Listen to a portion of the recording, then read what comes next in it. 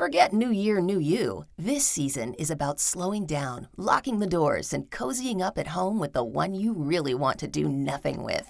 Your dog. After the holiday chaos, those quiet nights with a blanket, a podcast, and your pup feel like the reset you actually need. Ollie helps make those moments easier with fresh protein-packed meals made from real human-grade ingredients, so your dog can enjoy some quality comfort food too.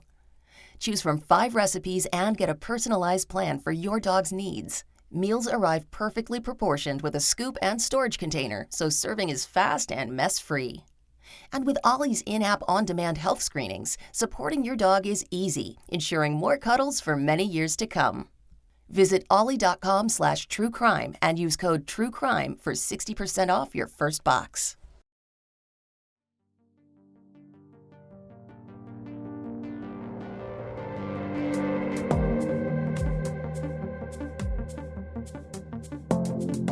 Hey everyone, this is Jillian, and I am here with my friend Brittnee. Hey Brittnee. Hey Jillian.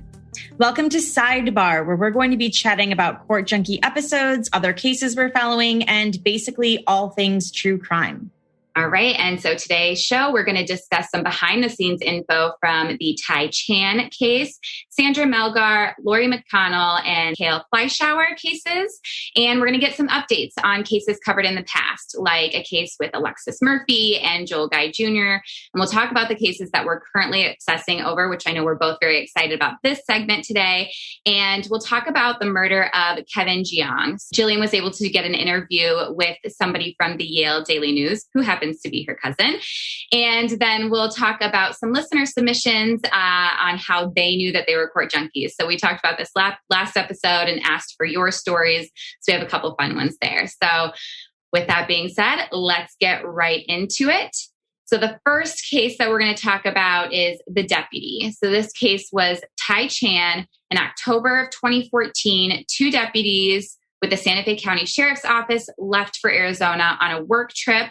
After a night filled with drinking and arguing, only one would return home alive. So ultimately, Tai Chan was tried twice for the murder of Jeremy Martin, both ending in mistrials. And Chan maintained his innocence. He claimed it was self-defense. So, Jillian, I'm going to just ask you right off the bat, was this self-defense in your opinion? In my opinion, it's hard to believe his story of self-defense from where I'm sitting. I just don't know that his actions fit his story. The fact that he chased him, the victim ran into the elevator and ultimately went down to the lobby. So it kind of suggests that he was running away from Tai Chan. I was a bit mixed on this one, but definitely leaning more towards a guilty verdict. Having said that, I'm not sure that, because we've talked in the past before about whether you actually believe that somebody is guilty versus whether there's enough evidence to prove that. So I don't know how I would have voted as a juror necessarily without being there in the courtroom. But I think personally, I do lean towards guilty. What about you? Yeah, I think I agree with you. And a couple of your listeners had left comments on Instagram, which got me thinking, if Tai Chan was not a deputy, would this have ended in the same way? And I think definitely not. And so that doesn't sit well with me. Do I think that he was a cold-blooded killer who just wanted to murder his coworker? I don't. I think that there was just too much alcohol involved. It clouded a lot of judgment. Whatever argument they had was probably escalated. And it was just a very unfortunate ending to what was, started off as a night fun, laid back, out of town, having a few drinks. Yeah. And so one thing that I didn't include in the episode, and this goes along the lines of whether or not we think he's guilty or not guilty, was some of the members of the jury spoke out after that second mistrial about their deliberations. And I always think that it's interesting to get insight on what the actual jury was thinking, especially in a case like this one. They said at the start, there were 3 members who wanted to convict him of first-degree murder, but the others were not convinced. So then they moved on to second-degree murder. 5 jurors then voted guilty for second-degree murder. by the time they had moved all the way to the lowest possible charge of voluntary manslaughter, they were split 6-6. There was some reporting that none of the jurors wanted to convict him of first-degree murder, but the jury members who spoke out said that that was not true, that there was one juror who the entire time agreed with the first-degree murder charge. Now, the jury members who spoke out said that they immediately knew that they would be divided and that they would likely never be unanimous. And I think that is definitely something that you saw in listener reactions to this case as well. So the jury members said that they felt horrible for both families. One even told the Sun News that she was sick to her stomach over it. And again, like I said, I always find it interesting to see afterwards, to see and hear from the jury and what they were thinking. And it just solidifies the fact that being a juror is extremely hard. Have you ever been on a jury, Brittnee? I have not. I have really wanted to be called upon, but I think the work that I'm doing with you here and covering these cases has me changing my tune there. I don't think that I would want to be responsible for that, especially in a case like this. Yeah. I mean, so I've actually, believe it or not, I have also never been a juror. I have responded to jury duty and, wanted to get on a case, but then the case was resolved before they even called us in to question us. So I think that happens a lot when you get called for jury duty. So yeah, and then I haven't heard from them in years. So I too have never served on a jury, but I always think about what a burden that must be afterwards.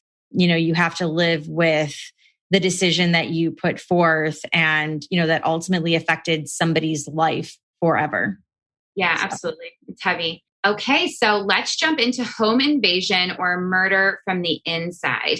So this was the Sandra Melgar case. In this case, it was picked apart for years, still being picked apart. Lots of questions here. So December 2012, Houston police respond to a brutal murder scene. Jim Melgar was found dead in his bathroom and his wife of 32 years, Sandra, was tied up in the bathroom closet. Sandra told investigators that she had suffered a seizure and didn't know who killed her husband and locked her up. Investigators didn't believe her. Pretty immediately, she was the number one suspect. She was charged and later convicted of his murder. So is Sandra a cold-blooded killer or an innocent person in prison? Jillian? First of all, Matt Kaiser is one of my writers, and he's written a couple of episodes for Court Junkie before. The one that comes to mind is the wrongful conviction case he wrote about Lydell Grant. So Matt came to me and pitched the Sandra Melgar case, which I had absolutely heard about, but I just always knew that it was a very popular case that a bunch of other really great true crime pods had covered. So I basically kind of stayed away from it, just knowing that other podcasts and documentaries have covered this. Do I really have anything to add? But Matt was interesting because he had covered the case for KHOU, which is a local news station over there. And he had even produced and hosted a podcast about this case for that same news organization. So I gave him the go ahead and I was really pleased with his write-up. I did make a few additions to it because, whenever a writer of mine turns in a script, I'll go through it, fact check it, do some of my own research and make any additions I find. And I did find some court documents with some extra details in them. So I added those in there. The thing about this case is that it is such a complicated case. And it is one where everybody has an opinion after listening to it. As you know by now, those types of cases are my favorite, where they're not so cut and dry and there's lots to discuss. And so that's how the Sandra Melgar case came to be. So what were your thoughts on hearing this one? I try not to get too caught up on one single piece of something because obviously you have to look holistically at all of the evidence that is presented. But one thing that bothered me was evidence that was not presented, and it was the bloody fingerprint that was found on the safe. So I think it would be, if that was tested and that was a unknown person's fingerprint, I think that would have been huge for the defense. If it was Sandra's, which I can't imagine a situation where she would have murdered her husband and tried to get into her own safe, then that would have taken it a different direction as well. So I think that there was a misstep in not testing that. And so that stays with me. there also, and some of your listeners had pointed this out too, is that it just seemed so lacking any motive. They were married for 32 years. It didn't appear that they had any financial problems, any infidelity, that they got along well. So the prosecution really based their case on she was getting after the life insurance money. And so that for me wasn't enough. I don't agree with the jury's decision based on the evidence that was presented. I agree. I mean, honestly, I feel like the majority of my listeners also said the same thing, right? Yeah. So 31% said guilty and 69% said not guilty. Right. And so because, it's just a podcast and I only basically do 45 minutes to about an hour, sometimes a little over an hour episodes, there is a lot of information in this case. And I do want to shout out some other podcasts that have covered it. I have not admittedly listened to the coverage surrounding it, but I do know that Missing Pieces, The First Degree, Truth and Justice with Bob Ruff, I guess, did a very extensive series on it too. So I just want to shout out those podcasts if anybody is interested in, hearing even more about this case. And I'm sure there's even more than that too. There's just lots and lots of info out there about this particular case. Yeah, it'd be interesting to see if anything happens further with this or if she's just going to sit and do the time. Kathleen Zellner, just taking over the case too. She's always one to watch with the wrongful conviction cases. Yeah, absolutely. Yeah, with her representing, I don't think that'll be the last that we hear of this one. So any updates, we'll be sure to give you those.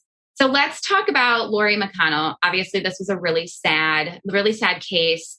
So Lori was shot and killed with her friend in an ambush-style attack from an abusive boyfriend. And she had a very long history of domestic violence with said boyfriend. Lori tried several times to leave. She tried to get help from domestic violence advocates. Her family tried to help her, but ultimately the system failed her. And unfortunately, she lost her life in this. And so this touched, I think, a lot of your listeners and made people very sad about the situation. And so would love to hear from you, Jillian. Why did you pick this episode to talk about? And what were some of the listener reactions that you got from it? So this is a case that's one of those that will be near and dear to my heart forever. So Ryan Van Doren reached out after I released episode 100. And episode 100 was about this girl named Rebecca whose father murdered her grandparents. And that episode was just such a personal one. And I know that I was really touched by it. And I think that Ryan was too, because he emailed me shortly after that about his mom's case. So this was actually early last year. And I immediately filed a Freedom of Information Act request for more information on the case. And then COVID hit. And so everything kind of came to a standstill. So it took a while, but we were able to get enough information about it. And then Gabrielle Rousson, another one of my writers, interviewed Ryan and his sister, Laura. And when I listened to their interviews, I was in tears. Like I was so touched by the way in which they spoke about their mom and how horrible what happened to her was. I felt like I could feel their pain and agony and sometimes even guilt through my speaker. I was actually so moved at one point that I found myself emailing Ryan like this super mushy email, thanking him for sharing his story and, telling him that I know it's going to help somebody listening, whether they could identify with his mom or with them, with having a family member in such an abusive relationship. I just thought it was really powerful. And I think Gabrielle, my writer, did an excellent job in capturing the story. And the interesting thing is that since that episode was released, I have received numerous emails and messages from people who said that they could relate and who shared their own stories with me. So it's just been kind of an emotional past month, just sort of interacting with these listeners and hearing their own stories. And I've no doubt that this episode is definitely going to lead to future episodes with more topics such as this one, because I think it's important to talk about these things and to provide sort of a community and to just be there for survivors of this sort of thing. Now, do you feel like the authorities have any responsibility here because her boyfriend was let out of custody after he had attacked her. Was it 2 days after he had attacked her that he was let out and really able to then commit this murder? Right. I don't know if it comes down to the local authorities. This is an issue that I think kind of goes into the criminal justice reform umbrella. The fact that he was able to post a relatively low bond, or his family members were, and he was able to get out of jail. And like you said, then go on to murder his victim. So there's the question about that. There's the question about, the restraining order. Does that even do anything? I mean, he was able to find out where she was that night. She was just out with some friends. As Ryan said, she was like trying to get her life back. And, it's just tragic all around. I think that there's a lot of missteps in this case, and it's hard to pinpoint exactly who bears the responsibility, but this can't happen. Right. This can't happen. Yeah. I mean, if somebody is threatening you and is abusing you, there just has to be more resources for victims, and there has to be more protection for victims. This is not something that should be the norm in this country. Okay, well, let's move to our last case that we're going to go over, which was the death of Kayle Fleischauer. So in April 2018, Chase and Summer went to go visit their father for the weekend. After a night of sitting around and drinking, Chase is found shot and killed in the home. So his father, Kayle, was ultimately tried and convicted for his murder. Did the jury get it right? So Jillian, what do you think? I think they did. So I've been working on this case for quite some time, actually. I think I started it at some point last year. And when I watched this trial, I was really moved by Summer Fleischauer's testimony and how brave she was to testify against her own father. I cannot even imagine how hard that must have been. I was pretty into this case because for me, it all came down to the distance of the gun from Chase's body, which was a little more than 10 feet. Now, the defense said in the first trial, and this wasn't in the episode, but that Kayle's dog could have moved the gun. And that was actually the experiment that the juror tried and how it led to that initial mistrial. Because obviously, as a juror, you can't go home and conduct your own experiment. But in this second trial, the prosecution pointed to the distance as proof that Chase didn't shoot himself, whether accident or otherwise. But the defense brought up an expert who happened to be Kayle's friend, which is another interesting aside, who testified that he conducted an experiment and that the gun could have recoiled that far. So it's one of those where the credibility of the witnesses comes into play and, you have to decide who to believe. Personally, I think the prosecution was absolutely correct on this one. I think Kayle was completely wasted. That part was not in dispute. I think they got into a fight and Kayle was angry and went and got his gun. And it's awful that a father could do that to his son. I can't even imagine, but that's my opinion on it. Yeah. And the majority of your listeners agreed on Instagram. I think it was 8% not guilty and 92% guilty. So I think of the polls that you've done, that was the most overwhelming. So I'd be interested to hear the side of the 8% who don't think that they got it right. I know that in your episodes and right now, we're talking really about the evidence that was presented at trial, but I just can't get over that recording, the body cam recording of Kayle making jokes and laughing and being really just very disturbing behavior while your son is still laying there dead. Again, as you said, I think the drinking, his mind state was completely altered, and it was just a tragedy for sure.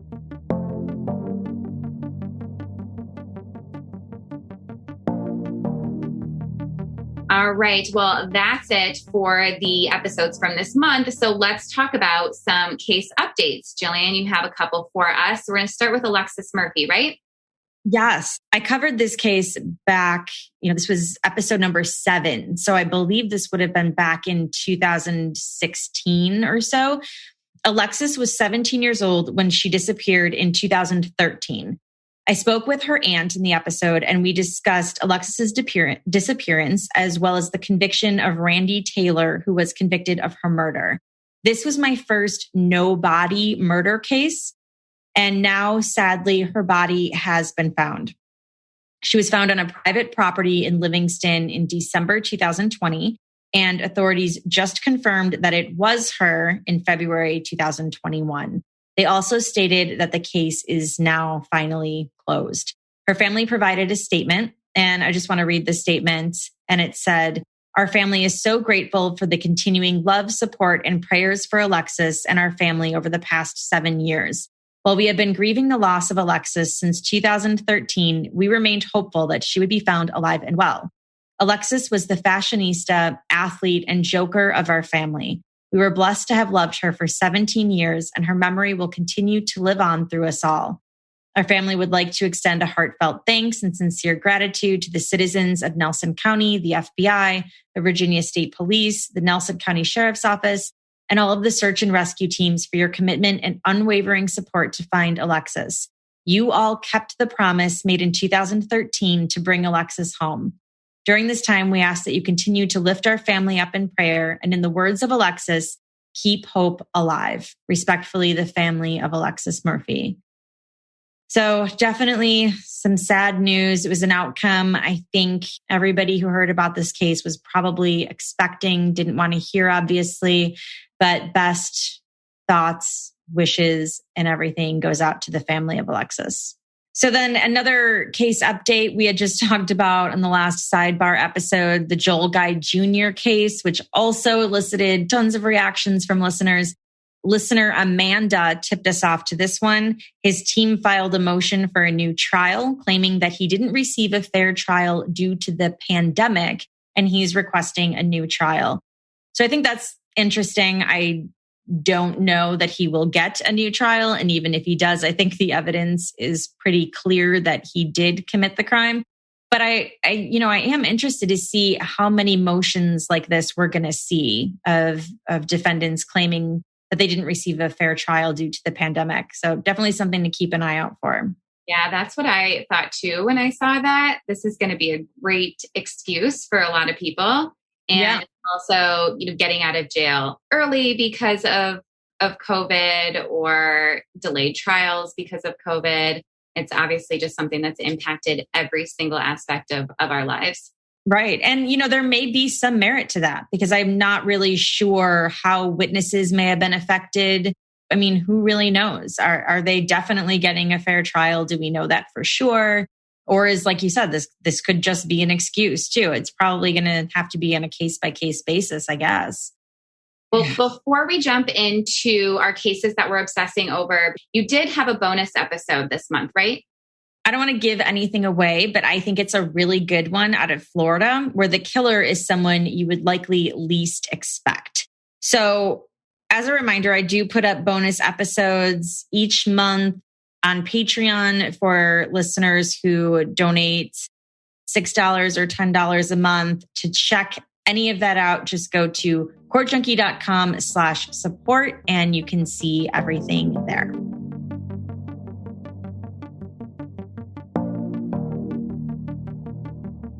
Okay, so let's jump into the cases that we are currently following, currently obsessing over. Jillian? Yeah. So one case that I've been following, and I know a lot of other people have as well, is the murder of Kevin Jiang, who is a grad student from Yale. So I'm particularly interested in this case because my younger cousin, Valerie, is a junior at Yale. And so naturally, when I heard that a shooting had happened there, my thoughts immediately went to her. Valerie is the university news editor at the Yale Daily News, or YDN as they call it, and she and her colleagues have been covering this case. And so I asked her if she could share with me some more information about it. Now, I spoke with Valerie this past Friday, and there has already been an update since I spoke with her, which I will go over after I play this interview. I also want to make sure I throw this out there. Valerie is speaking to me as a cousin and not on behalf of the Yale Daily News. Let's talk a little bit about what happened on February 6th, 2021, and how this was initially reported. Yeah. So basically, from the perspective, from my Yale student perspective, we got an email late that night, I think, from the chief of the Yale police, Ronell Higgins, saying that somebody had been shot near Yale's campus. And, I didn't really think anything of it because we don't get news of shootings too often, but like someone is mugged or if there's some other like incident, then we'll get an email. And so I was kind of like, well, that sucks and that's too bad, but I'm still going to go to bed. But then I woke up to an email that was basically saying, we are mourning the death of Kevin Jiang. And it went from there. And I woke up also to lots of texts and messages from my reporters and from my editors saying like, we have to get the story out. So basically, I think it was around 8:30 p.m. Kevin Jiang was outside near his fiance's house and black car pulled up. Eventually, neighbors heard shots fired. Somebody told the police that around maybe 7 shots were fired. First responders tried to revive Jiang, but he was pronounced dead. Later on, it was said that he was shot multiple times at close range and that a black car was seen fleeing the scene.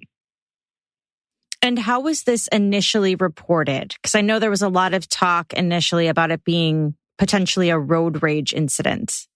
Yeah, so we heard that it could have been road rage. I don't know exactly which outlets. I know that the New Haven and Yale police were pursuing a variety of leads. But eventually on February 8th, the police announced that it looks like Jiang had been targeted.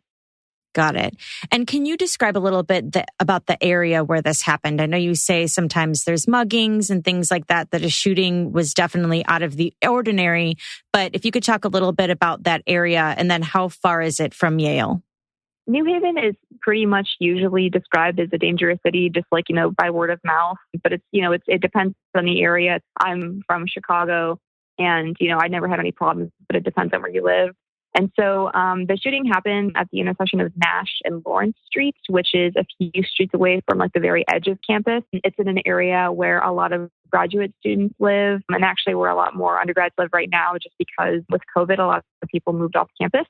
And so, it's a pretty quiet area. We don't usually hear of crimes happening in that area, which is why I thought initially that's super strange. Because usually you'll get notices of muggings or of armed robberies, on other sides of the city closer to the downtown area. And who was the victim in the case, Kevin Jiang? Do you know much about him?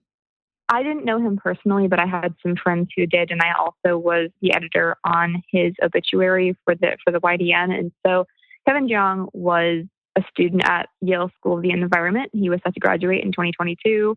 And before he came to Yale, he was a member of the National Guard. I believe he served as both an environmental scientist and a tank operator. He was also a member of Yale's Christian Union, which is a major Christian group on campus. He volunteered. I remember I looked at his Instagram, after I heard of the news of his death, and he seemed like a very loving guy. And there were pictures of him with friends of mine. And it was also doubly sad because he would have turned 27 on February 14th. And he had proposed to his fiancée the week prior to when he was killed. Oh, that's so sad. How did the story of what happened start to evolve? So I know you said initially it went from like a road rage potential type shooting and then, to someone being wanted for questioning. How did that all come about? Things evolved very quickly. So we went from knowing nothing on the night of the murder to February 8th when the police said that it looked like Jiang had been targeted. And then soon after that, it was announced that a man named Keen Swan Pan was now a person of interest. And do you know very much about Keen Swan Pan? So it's, we know basically what you can find on the internet, but basically he was born in Shanghai, or he's from Shanghai. He currently works as a researcher at MIT. And it was also interesting because he was Facebook friends with Jiang's fiancée, Zion Perry. Interesting. So do you know if police have any ideas of where they're looking for Pan and where he was last seen? So on the day of the shooting, he had stolen a vehicle in Massachusetts. And he had apparently, and this just came out, I think 2 days ago, he changed the plates on the car on the day of the shooting. And he was last seen at a Best Western in North Haven, Connecticut. So I'm in New Haven, so North Haven is just north. And it was interesting because police actually questioned him after he was reported having acted and this is a quote from one of our articles, acting oddly in the vicinity of a suspicious vehicle, but they actually left him. And so now, last I heard, police don't think he's in Connecticut. They're working with the FBI and the U.S. Marshals to find him. They're offering $10,000 for information that leads to his arrest. He's considered armed and dangerous. And then one also interesting point is that, according to ABC News, officers had gone to his residence in Massachusetts several times for mental illness issues. Just so I make sure I get the timeline of this correct. So basically, on the day of the shooting, before the shooting, is when he stole a car and switched the plates on it. Is that right? Yeah, he switched the plates on the day of the shooting. Yeah. Okay. And then when was he questioned about when was he acting odd? Was that after the shooting? Yeah. So according to the chief of the New Haven police, Pan became a person of interest following the shooting. So he was at a Best Western hotel in North Haven when the police were called. But after they questioned him, they ultimately left. So what is some of the latest information, if you know of anything that you can share about this case?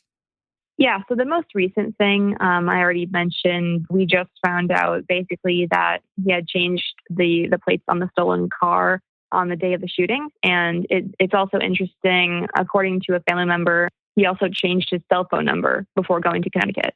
What are some of the rumors going around in the area? Like, what do people think happened? Like the why, the motive, that kind of thing? Yeah, so right after the shooting, we were all pretty shocked. But then as things came out, we learned that Pan was friends with Jiang's fiance on Facebook. So I was thinking personally to myself, like, was there some connection there? What role does the fiance play here? And so that was one thing. But I do think that one thing that really did shock a lot of us is that, you have Kevin Jiang, who seems like a great guy. He's in a Christian union. He volunteers. He doesn't seem like he would be mixed up in anything that would be questionable or would lead to anything like remotely like this. So we're all still pretty shocked. And what is the atmosphere like on campus and surrounding areas now that you have this person of interest who is on the run, who's considered armed and dangerous? Are there flyers up? Are people out there exercising caution? Can you talk a little bit about that? I think things have calmed down quite a bit since the original shooting because it was going on 20 days now that it happened. It's hard to gauge campus right now because everyone is pretty much they're just taking classes remotely. And so I think there might be more tension if we were on campus. But I don't want to walk around that area of New Haven alone at night. Like I wouldn't anyway. It's kind of unfortunate because there have been other incidents since then. Nothing like the murder of Kevin Jiang, but there have been muggings. And just 2 days ago, groups of men on bikes were going around campus groping women. And so I think these things happen, or like usually just small incidents happen like every now and then that kind of just add to the succession of events. So do you have anything else about this that you would like to add? Yeah, just, obviously like all of us on campus, not just in the newspaper, are looking forward to seeing what more we can learn about this. Maybe looking forward isn't the right phrase because this is obviously a tragedy and, we had lots of shocked people afterwards. And I think we're still shocked, but I think most of all, it doesn't really matter if you're, in journalism or because you're the person who reports on these things or if you're just a regular person who's watching these events unfold. I think that we all want the killer to be brought to justice. So that was my interview with Valerie. Valerie, thank you so much for coming on the pod and sharing your perspective and your findings with us. Brittney, what did you think? It's going to be really interesting to see how that all unfolds because there's something going on here that we don't know about. I mean, it's not just a random.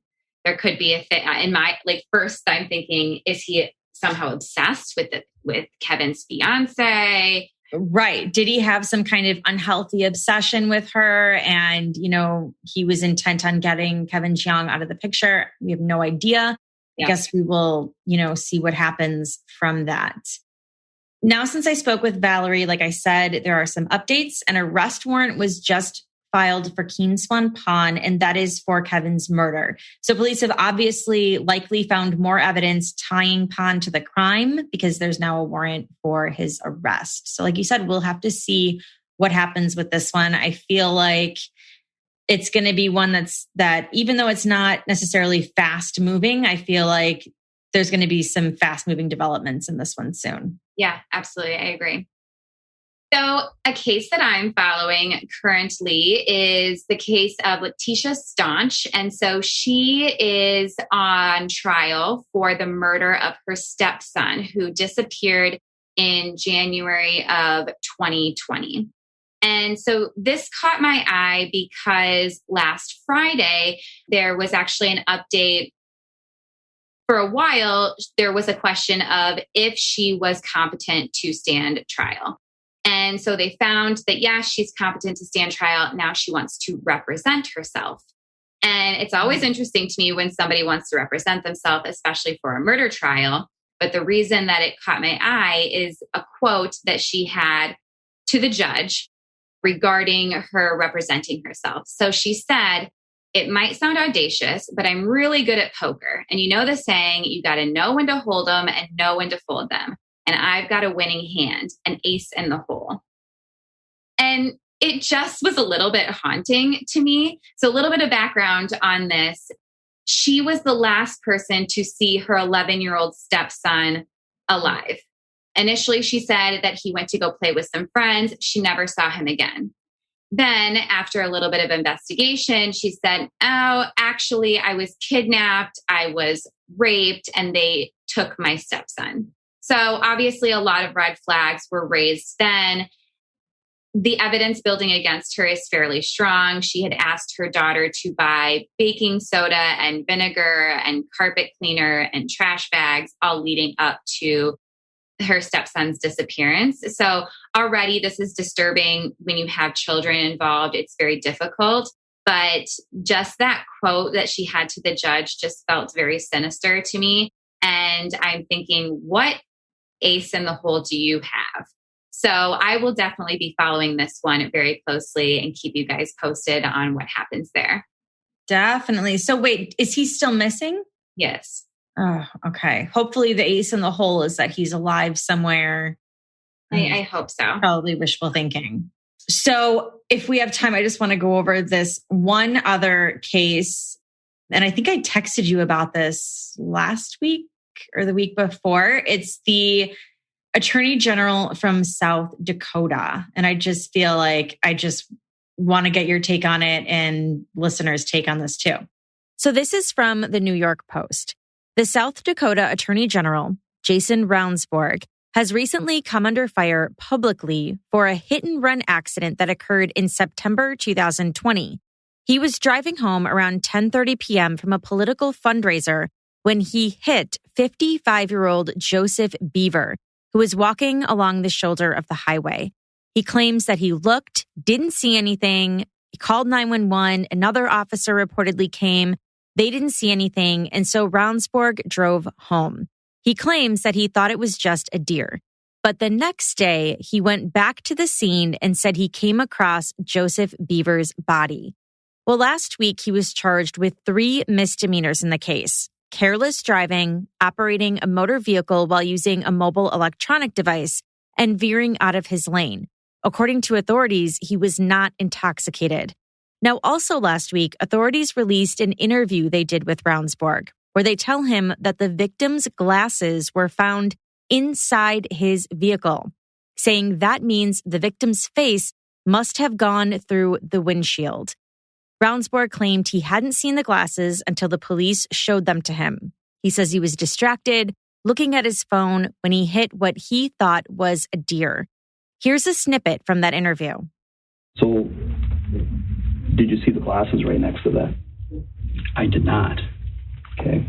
You showed me the glasses the first time. They're the first time. They're Joe's glasses. I wondered about that. So that means his face came through your windshield.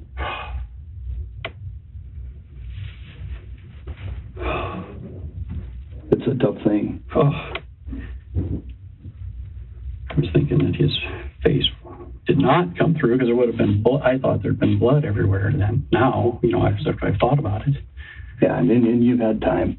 His glasses are right there, Jason. Those are Joe's. I did not see the glasses until you showed me. Sure. So the only way for them to get there is through the windshield. At the impact, did you look over and see anything?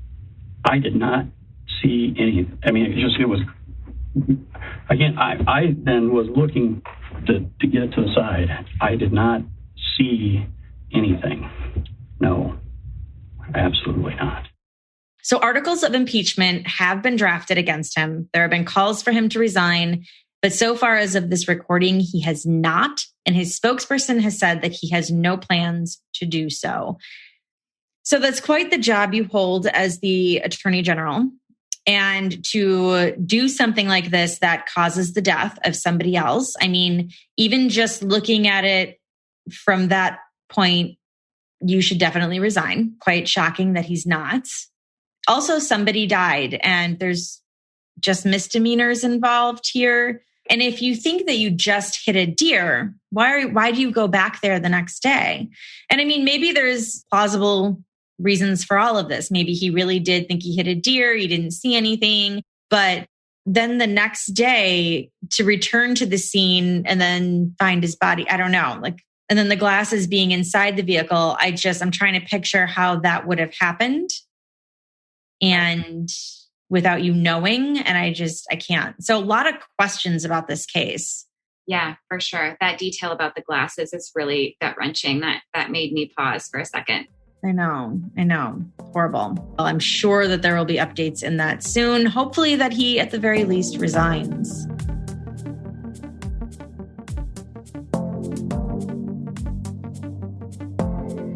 All right. Well, did you get some listener questions for us? So I basically just got a few. One was about, can you do an episode on the Netflix documentary, The Staircase, and show what the prosecution presented? Did you see The Staircase? I've watched it twice. I thought that I needed to watch it twice to digest it. And now, of course, his name escapes me. If you say it, then I'll know it. But the husband, such an interesting character that I think that's what really drew me to it a second time. Yeah. And that's funny because that's actually a good idea to watch it again. Michael Peterson. I thought it was Michael Peterson, but unfortunately there's a lot of Petersons who are defendants for killing their wives. So I didn't want to assume, but yeah, Michael Peterson. So The Staircase is one of my all-time favorite documentaries. I just thought it was absolutely fascinating that you could get such a good look into somebody's defense team and how they operate. And I was glued to it. I love that you watched it twice. I feel like I should definitely watch it again. That's not a bad idea. I think it's worth it to watch it a second time. Just there's a lot that goes on and they really they show the entire process.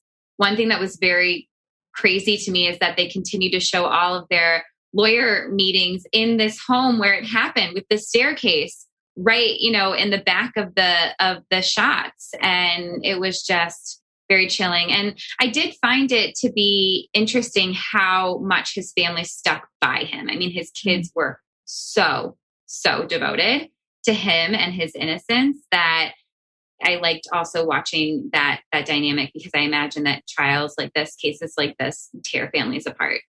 So as to the question of whether or not I would cover it, and I like how they phrase it, and show what the prosecution presented. I think that's actually not a bad idea. Something I will definitely look into and see if there's anything interesting that I could add there. Yeah, I think it'd be worth it to look at it just strictly from that perspective. So another question I got was about the Kayle Fleischauer case. And they asked did Kayle's defense ever bring up state of mind like insanity? And the answer to that is no, they didn't. And I think that's probably because they were maintaining that Kayle didn't even shoot the gun. They were saying that Chase likely, whether accidentally or whether he was trying to die by suicide, that Chase was actually the one who shot the gun. So there was no evidence that I saw of anything like that. And then another question I got, and just for transparency, I'm just gonna talk about it, but somebody asked about all the ads I have in my episodes and if there's any way I could put all of the ads in the beginning. And I think that would be a great idea if I was able to do it. However, that's not something that I can control. And I think if you think about it, like you're watching a television show, something on the TV, and, they cut to commercial breaks and you kind of fast forward them. And so similar to that, they kind of have to be throughout the episode. So, but a good reminder that they can join Patreon and not have to listen to. Yes, definitely. And the fast forwarding. And I don't want to encourage anybody to fast forward, because if you go to the websites and use the promo codes, that your favorite podcasts or whatever are promoting, it does help them. So just try to deal with them. I'll try to make them more interesting. It's hard. I don't skip through your ads, Jillian. Oh, thank you so much. Thank you. But the funny thing is like I feel like a lot of my ads lately, I genuinely, and I do get to approve all the ads that I do, which is awesome. But I've been like really loving some of them, like absolutely. Just off the top of my head, Magic Spoon. I don't know if you've tried that series. Okay, I was going to ask you off this episode about Magic Spoon. Is it really good? Because it's all over Instagram. It's really good. It really is. I mean, it's amazing, especially like their peanut butter one. Their peanut butter one reminds me of my all-time favorite, which was Captain Crunch peanut butter, whatever, that I used to eat when I was little. And it tastes just like that. It's so delicious. My mom loves it. My grandma loves it. I've gotten like everybody into it. So yeah. But does your daughter approve? That's the real question. Yes, she does. So the funny thing about that is that Layla will be in an ad on Monday's episode. Okay, that's adorable. It's for another brand that I really like, Uprising. Okay. So they have bread and chips and things that are healthy, like they use superfoods. So it really goes along with my, my mild gluten allergy that I have. And so, so Layla tried the chips and I just so happened to be recording her. And she was like, these are my favorite. Or actually, I think my parents were recording her. I don't remember, but these are my favorite. And so I cut that out and put it in and was like, oh, there you go. Baby's first ad. That's so cute. Okay, so last Sidebar episode, we talked about, Jillian, your nuance of setting up traps in your home before you go to bed. Totally normal. Yeah, totally normal, just in case there's an intruder. And so we said, if you have some stories that are similar, send them our way. So did we get any listeners who sent in their Court Junkie nuances? We did. So one of our listeners, Tracy, said that a while ago she had listened to a podcast about a home invasion, and that made her pretty scared, just like I am, that was going to happen to her. And in the podcast, the victim said that she basically installed bells that you see on corner shop doors that jingle whenever somebody enters. And so she put them on her front and back door, and that she would put them on the windows, but her family would probably make fun of her for that. But she said that they're very sensitive. You have to open a door very, very carefully to not make a noise. And she said that everyone, kind of thinks she's funny for doing that, but makes her feel better. She 100% recommends it. I actually think that's a pretty good idea. I think that's a great idea, because somebody cuts power to your home, which could happen if they are an intruder, and they disarm your alarm system, which a lot of people have alarm systems now. I know we have chimes on our doors just in case our daughter opens up a door, but those can be turned off. A bell, that's smart. I do like that idea. Yeah, me too. And someone else just basically said, definitely a true crime fanatic like you all, paranoid, constantly worried about crime too. I think it just makes us more aware of human behavior and our surroundings. I think that's a really good point. It definitely does make me very aware, even though it's a paranoid state of mind to have. And oh man, especially coming through, with a daughter now. I mean, how am I going to be with her? I wish there was a way to keep track of her 24/7, Ugh.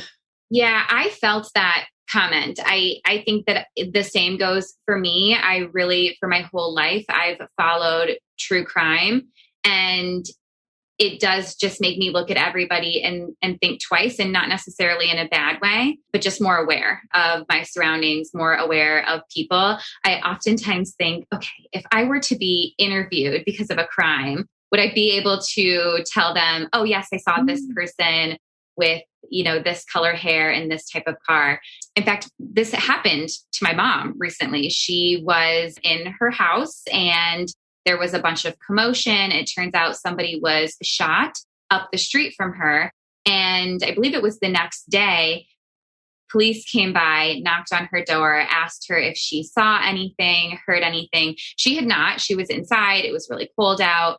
But it was just one of those moments where you think about people, witnesses, and when they're interviewed, and can you rely on what they're saying? I don't know what I was doing at 2 p.m. yesterday. Yeah. And so, it's interesting. Oh, definitely. Okay. So another confession then along this same line is I just now, again, you do these things and you just think that they're completely normal until we're in a conversation like this. And then I realize maybe not so much. At my home office where I work, my computer is like facing the window, like facing the street. So I can basically like see my whole street, my whole neighborhood. And if ever there's a car that like looks suspicious, and I have no criteria for this, if it's just slowing down in front of a house, probably an Uber driver, like looking whatever, or a delivery of some sort, but whatever, if they're like kind of slowing around, if they, I've seen people get out and take pictures of houses before. I will literally take out my phone and take a picture of it. Or if I can see like the license plate, I'll write it down. So literally, if you go through the notes in my phone app, you'll see all these like random things. And like, it's just because in case I was ever questioned, I got it. Or what I also do, if I have a friend who's taking an Uber, I will write down the license plate of the car they got into, just in case. So I've done that numerous times. Yes, absolutely. That's very, very smart. Very smart. Yeah. So this actually leads me to something I want to talk about. I want us to think about and then talk about in Sidebar episode 3.